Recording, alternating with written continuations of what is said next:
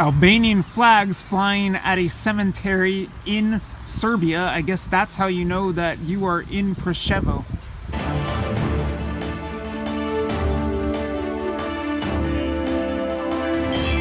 This is Josh Friedman coming to you from southern Serbia, where I'm overlooking the city of Presevo as well as the Presevo Valley, which basically comprise the area of the country where the ethnic Albanians live.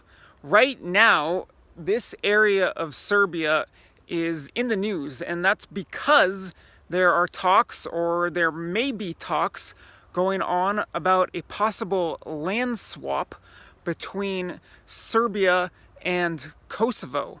The idea that has been proposed by both Serbian President Aleksandar Vučić and Kosovo President Hashim Tači is that there needs to be some sort of border correction, because here in southern Serbia there is this ethnic Albanian-dominated area, and in the north of Kosovo there is a Serb-dominated area. Now, whether this will actually come to fruition is anyone's guess, and things have been a little testy, particularly yesterday. So yesterday, following, in a sense, collapsed talks late last week, the Serbian side did not end up meeting with the Kosovo side in Brussels as was planned, and it was planned for them to discuss this possible land swap deal last Friday. Well, that did not happen.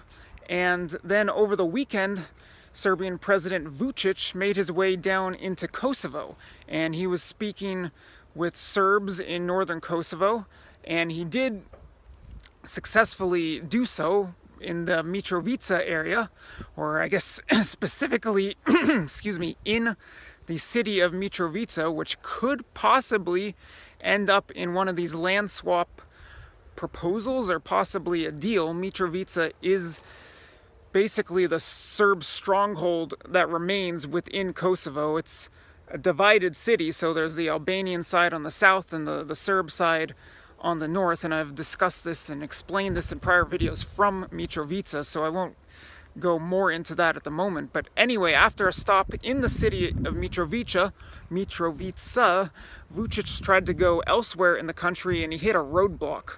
He couldn't make it to his next destination to give a speech to some Serbs, because there were ethnic Albanians who set up a roadblock and kept Vučić from doing so. So things are testy at the moment. I'm hearing helicopters hovering in the distance. I don't know what that's about.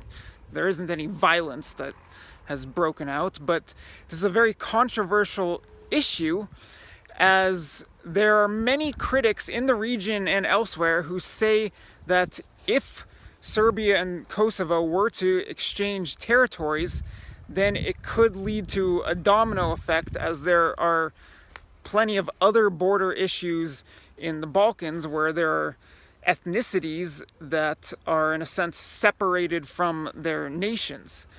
So some people are very much for this deal. I believe the residents down below are very much supportive of it. I'm going to head down there in a little bit and try talking to some of them.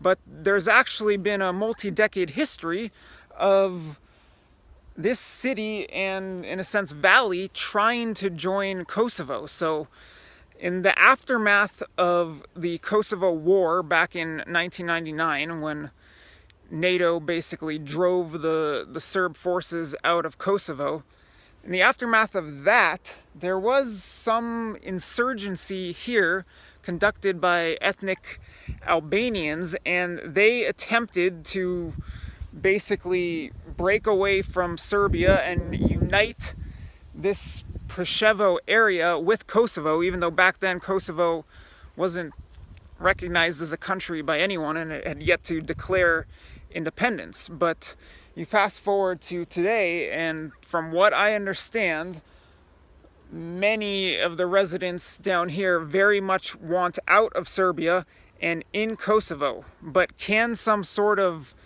deal be arranged? We'll see. There's a lot at stake, and in fact, as these talks or as the potential for talks about a land swap deal has arisen, what's really supposed to have been happening is a larger agreement between Serbia and Kosovo on, quote, normalizing ties. As the EU likes to say, the EU is brokering these talks on normalization between Serbia and Kosovo, and they're basically supposed to strike some deal in which we don't know whether it involves formal recognition, that being formal recognition of Kosovo by Serbia, but regardless, they're supposed to strike some deal in which they'll basically agree to disagree, and they won't block each other's paths to the EU. And part of that may or may not be a land swap or some correction of the border. So we're going to stay tuned to this issue probably over the coming weeks and months. Maybe it drags out for years. I don't know. You hear a lot of mixed rhetoric coming from people like Vučić, for instance, who on the one day he might give the impression that he's close to some deal, and then on another day he'll give the impression that it's impossible to reach a compromise with the Albanians in Kosovo. So mixed messages, and these are negotiating tactics, but I'm going to keep an eye on it, and now I'm going to head down the hill from here and try to speak to some locals in Presevo. Down in the heart of Presevo, I have not spoken to that many people, unfortunately. Been a little pressed for time, but I think I've gotten somewhat of a feel for the atmosphere here from the people I've spoken to. They are very clear about them wanting to join Kosovo and leave Serbia, and they say those are the sentiments shared by pretty much everyone here.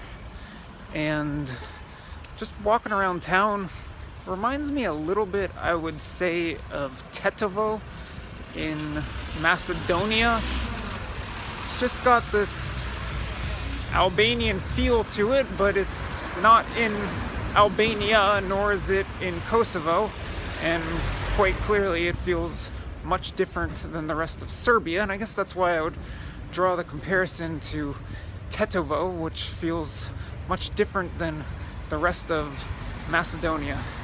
So for now, that is a wrap from Presevo, and stay tuned and we will find out what, if anything, happens with this potential land swap.